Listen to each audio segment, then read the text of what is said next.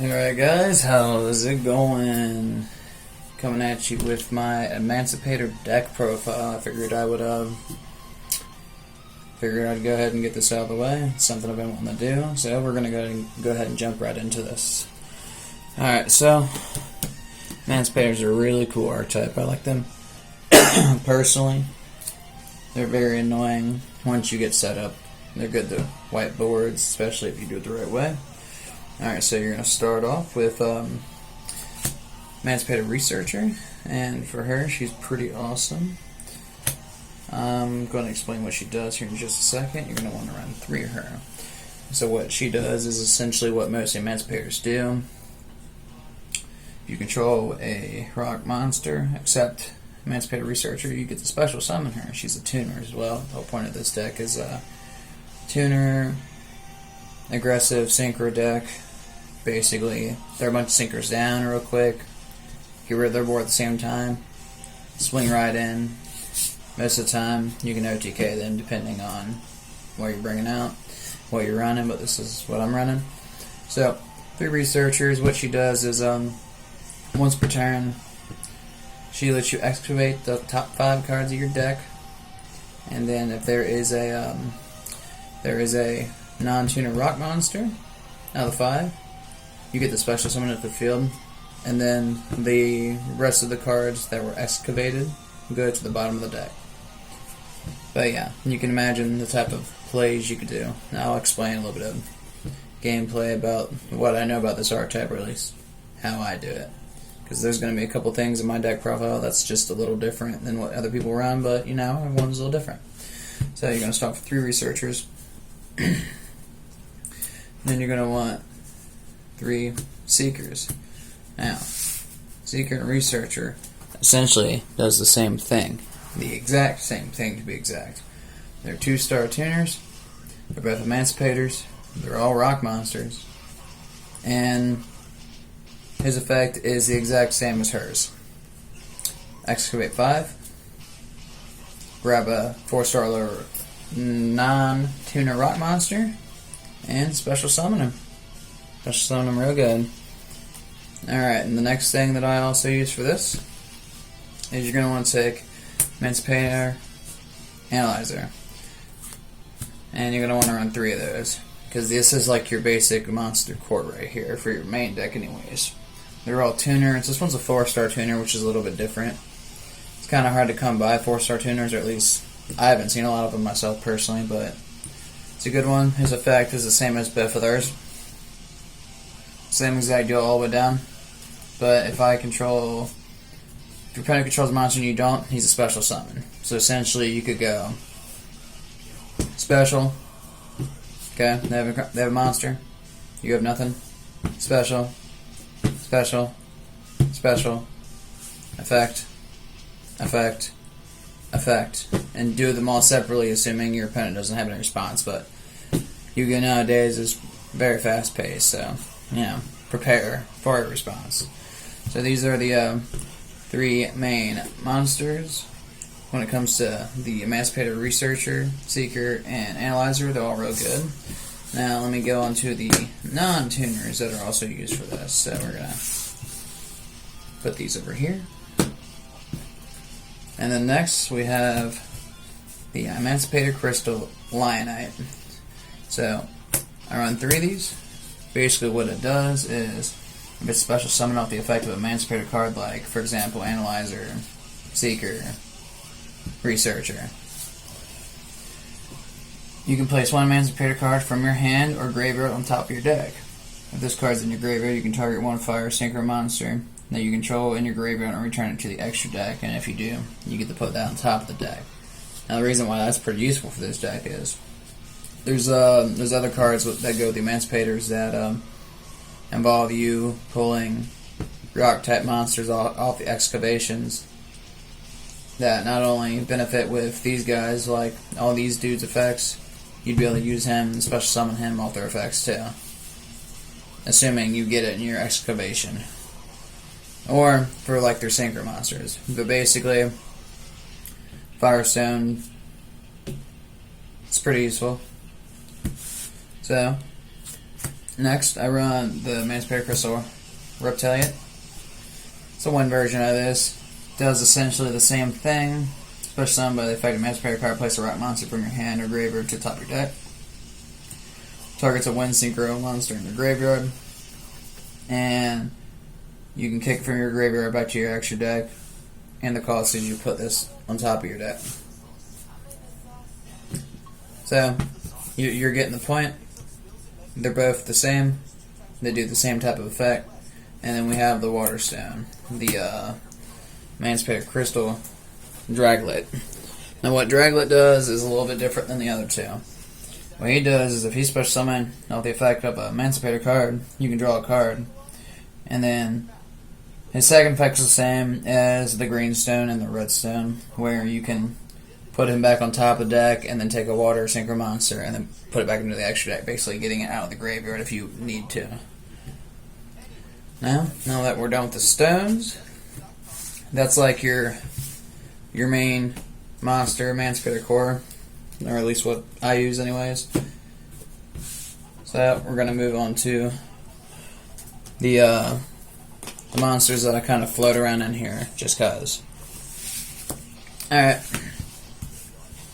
I float 2 Sentry Soldiers of Stone because if you control rock type monster, while this card is in the graveyard, you can special summon this card. So basically, as long as you can have a rock monster on the field, which my whole deck pretty much is rock monsters, you can keep bouncing it back from grave and basically just keep using it. Floating it by 3 means you can do for higher synchros, because Emancipator synchros usually go up to 8, but you can go up to 11, 12 if you do it correctly, and then you float this guy with an extra 3 if you need it.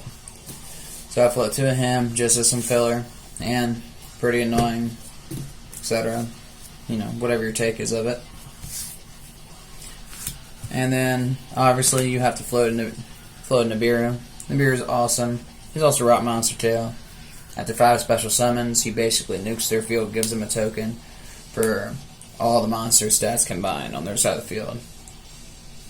Essentially, you can stop a lot of stuff, especially a lot of those link climbs and those chain summons, pendulum summons, whatever you want to call it. It's useful. It screws me over half the time when people use it against me, but, you know, why not, right?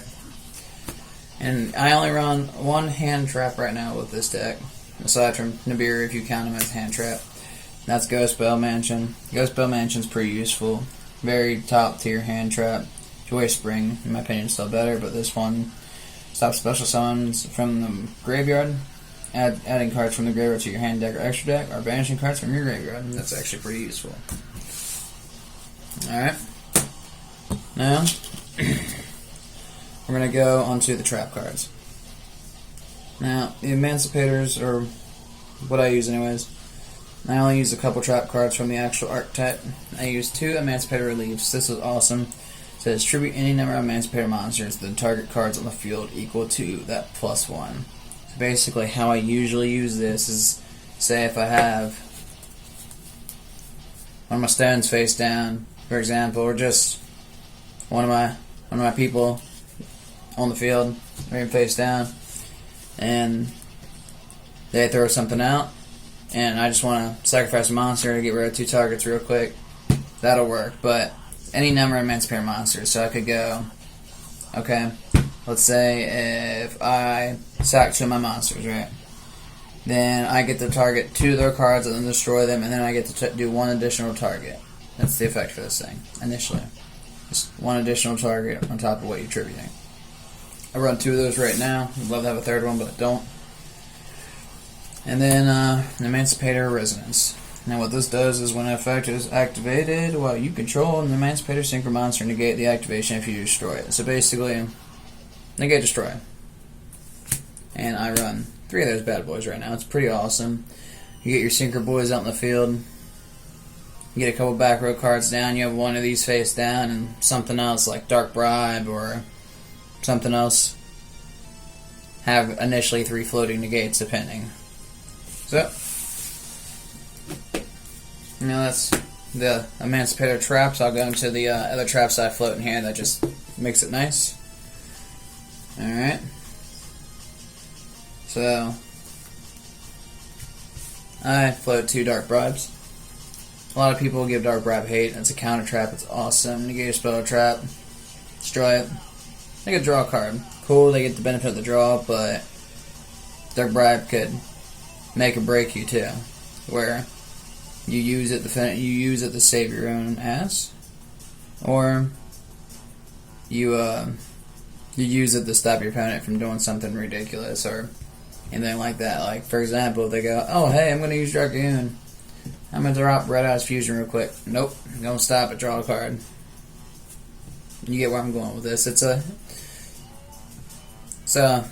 cost, but it's a good cost. They get the draw card, cool, but you get to negate and destroy something, which is equally as good. Okay. Now round 1, Evenly Matched. It's a good card. In a battle phase, if your opponent controls more cards than you do, you can make your opponent banish cards from their field face down, so they control the same number of cards as you do. And you can play it from hand, so basically it's a trap card that can also be a hand trap if you control no cards. So, say if they set up a fat board, and you throw that thing down, and you have no other board, guess what? They're going down to 1 card. Because Evenly Matched is getting activated, so you'd be controlling 1. So, they'd go down to only 1 card from whatever they got for their response, unless they're going to negate it. Let's see. I run a Pinpoint Guard. The reason why I run it for this particular deck is when your opponent declares an attack, target 1 level 4 lower monster in your graveyard, special summon it in defense position, cannot be destroyed by battle card effect. So it's basically a monster born for 4 lower, and then it gives it protection from card effects and being destroyed by battle. So typically I use Pinpoint Guard. I grab one of my tuners, typically, my tuner boys, pull him from grave back to field, so he's ready to go on my turn to either sink out or use his effect to try to excavate in the sinking out. I run your classic Bombless Trap Hole. Most people who have been playing this game for a long time knows what it does. The only downside is it's not a very relevant card anymore because it targets. But if you can get it off, 1500 or more attack, target, banish, destroy. Destroy the banish. The banish is still kind of fat in my opinion. I run 1 Mirror Force because it's Mirror Force. There's lots of ways to do it, but it is pretty fun to hit someone with the OG Mirror Force and it still go through and work. If you don't know what it does, it destroys all face-up attack position monsters your opponent controls if they declare an attack. I run 1 Call the Haunted because it's Call the Haunted. It's a nice card. It's a staple in my opinion. I use it to bring a tuner back. I use it to bring whatever back in the situation I need it for. It's pretty useful. And then we're going to talk about my most favorite trap card. My favorite trap card, and I run 2 of them, is Waking the Dragon. And what it does is, if the set card in owner's control has left the field because of an opponent's effect, and is now in the graveyard or banished. So graveyard or banished regardless. If they MST it, they Heavy Storm it if that's still relevant, they Harpy's Feather Duster, it doesn't matter. You can special summon 1 monster from your deck or extra deck. So that's huge. So essentially, say if you have 1 down, they Harpy it, guess what? Pick whatever monster you want unless they negate it. See what I'm saying? It's a pretty useful card. I've never seen anyone else use this actually. I run 2 of them in this. It's real good to pull your Synchro boys to the field early. Try to do an early OTK. It really just depends on your opponent because you can't actually destroy that. It has to be your opponent to do it. But I do run a deck that I will target and destroy my own stuff, but that's for another time, obviously. So trap cards are done. Now the Emancipator spell cards, there's not a lot of them, or at least the ones I came across. And it's a field zone card, it's Emancipator Resonance. And what this does is, this is like a key focal point for this deck. Because what it does is, all rock monsters you control gain 500 attack defense, which is awesome. And once returned during the main phase, you can take up to 5 Emancipator cards from your deck,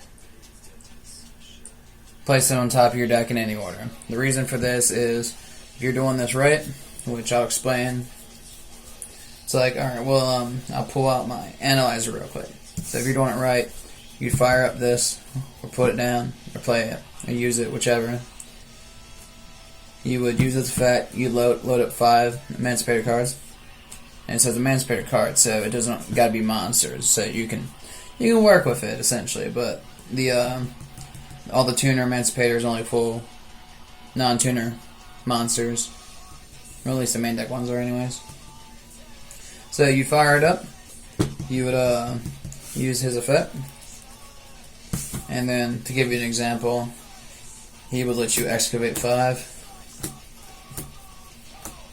Right? And then if you use this correctly, you would know the 5 in advance, basically. So you would guarantee putting a non-tuner rock monster, like the Waterstone, for example, and you'd get the special summon at the field, and then you'd also get the draw card, and then, hey, you got a quick sync 8 right there, too. Lots of choices here. But I run 3 of those. It's an awesome field zone card. I also run a Terraforming. Terraforming's down the 1, but the sooner I get that card in the field, the better. Because you get a lot of early game control if no one stops it. We'll just say that. We're going to go on the other spells I float in this deck. Those are out of the way. You already know your boy floats a Monster Born because, it's Monster Born. Free special summon from either grave. I float a Dark Hole just to clear out the field and air it out. MST to target and destroy face down cards or face up cards. Terraforming to pull that. Harpy's Feather Duster to clear a back row. And then finally, I run 2 Dark Ruler No More. I call Dark Ruler No More the Dragoon Killer, because it negates the effects of all face-up monsters your opponent currently controls until the end phase of the turn. And after this turn, for the rest of the turn, after this card resolves, your opponent takes no battle damage, and the player can activate monster effects in response. So you could Dark Bribe it, right? Which would be fat. Or they can throw down Dragoon, get a big, nice fatty field. You can throw that down, nullify all their monster effects, and then take your time for that same turn to extend out your Emancipators, go into your Synchro monsters, and potentially try to screw them and get rid of Dragoon real fast without him responding to it. Since Dragoon's a big key topic. I don't like him personally, but honestly, if I had him, I'd use him myself. But that's just me. So we're going to get these out of the way. And then I'm going to go for the extra deck, which I believe is the last thing. And then I'll go over some gameplay, and then that'll do. Alright, so we'll start off with the main focal point for the Emancipators for the extra deck.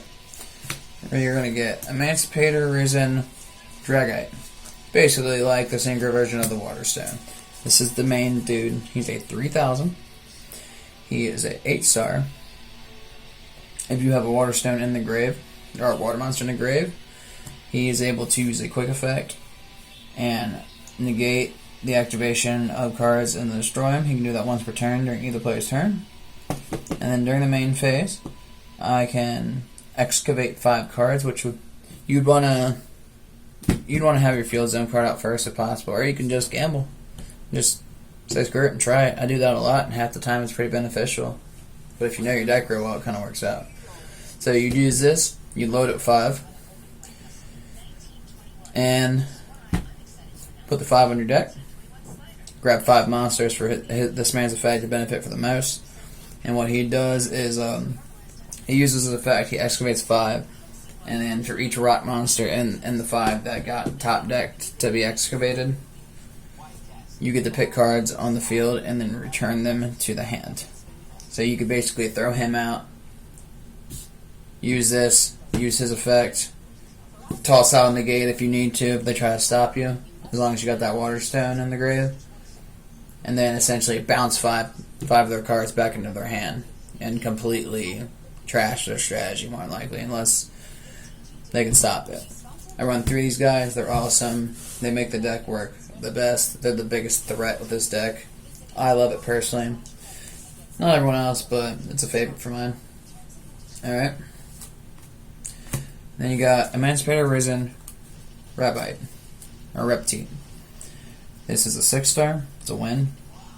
Now, it's got some special effect just like the water guy does. Repeat.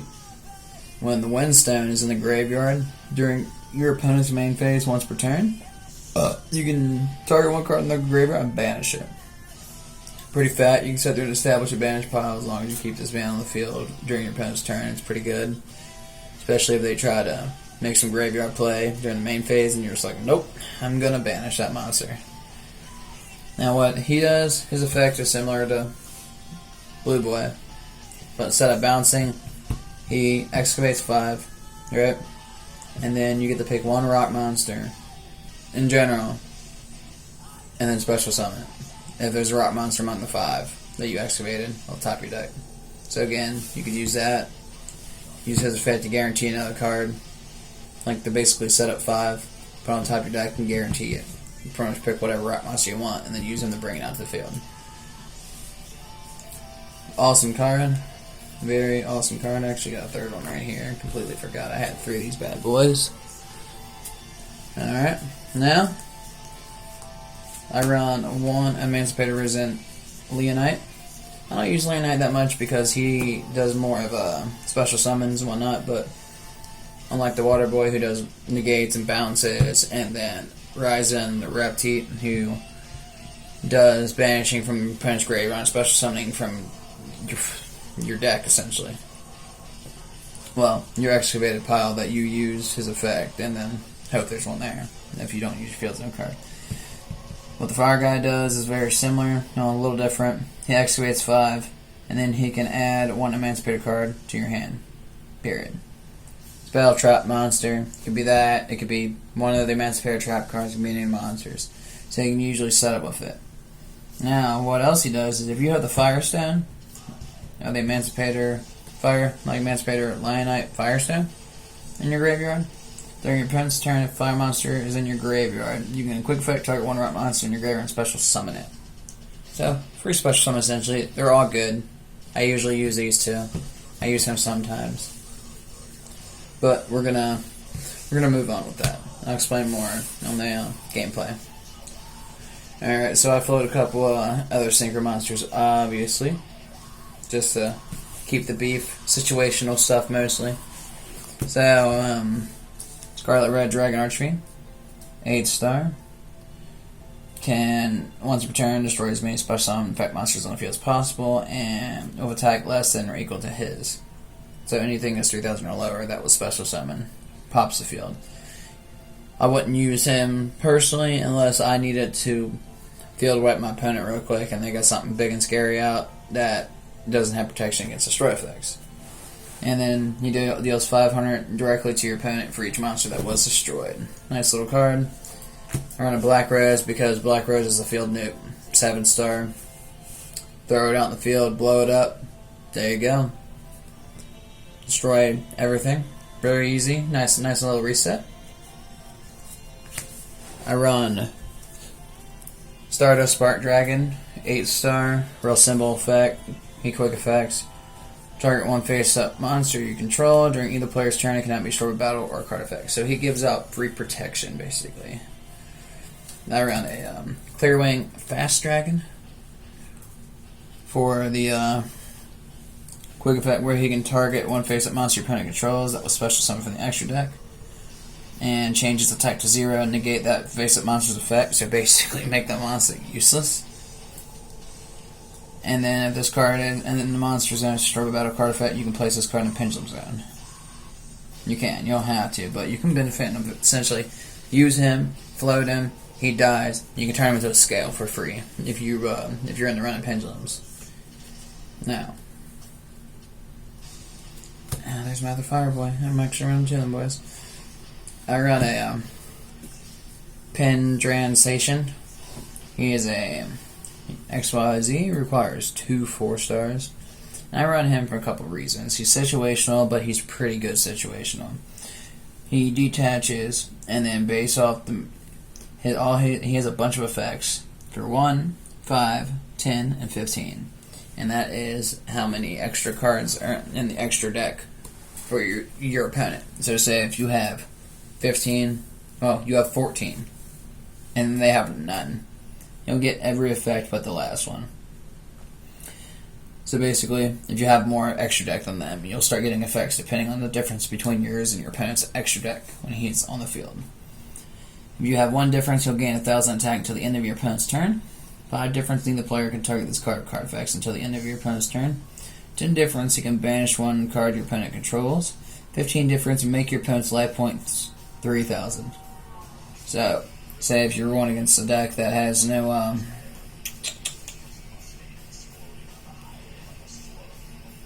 extra deck, you can throw him out, but you'd be able to get 14 essentially, unless you can get something put back into your extra deck while he's on the field, which I don't know how you're going to do that. I haven't figured it out, but he's still pretty good to throw him out, make him 3,000 real quick, do some annoying stuff, be a pain, basically. So, I'm going to go to my last 2. I run a Trish Dragon with the Ice Barrier because, I mean, he's Sync 9, pretty easy to do. I used to run the 11, but I don't need to run the 11 so much because I got to kind of stretch out to get the 11 out. The 9's easy. And with the 9, when it's Synchro Summon, you can banish up to 1 card from your opponent's hand, field, and graveyard.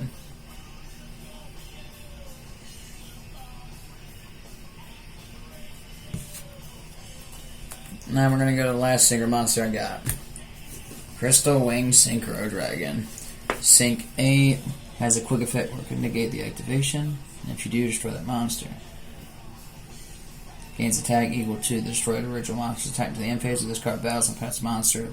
It's level 5 or higher. During damage calculation, it gains attack equal to its attack. So it's pretty annoying. It's there for the negate. It's a little beef stick. It's there to clear the gap if you need to. Alright. Want to move some of these bad boys out the way. Now, let's go into some gameplay real quick, and then I'll wrap this up for you guys.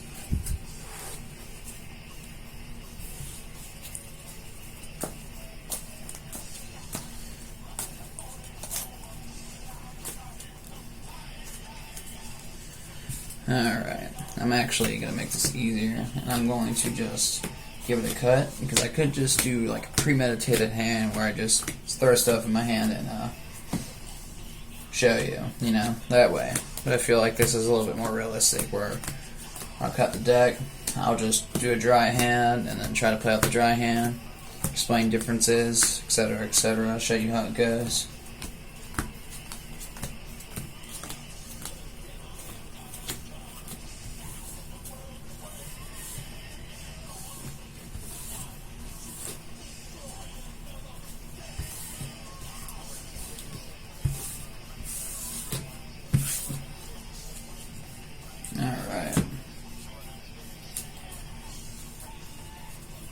Perfect. Here.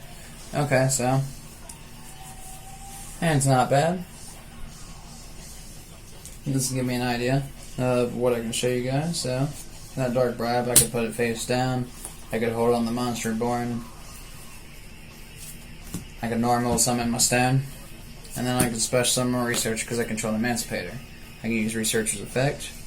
The top deck 5. Look at that, there's a stone right there. So we can do that. Not into the right monster, the rest of them go on the bottom of the deck. And then from here, to benefit, we can sink 6 real quick. Throw in the Rising Boy.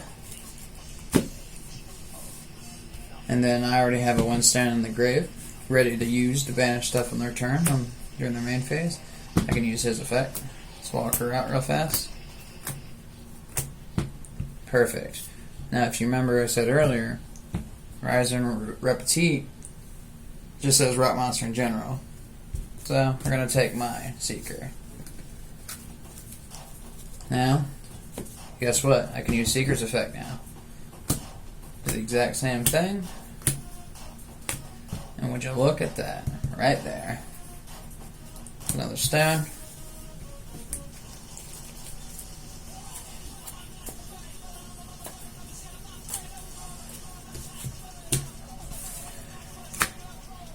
Now, what you can do next, you can sink 8. into your Rising Dragonite.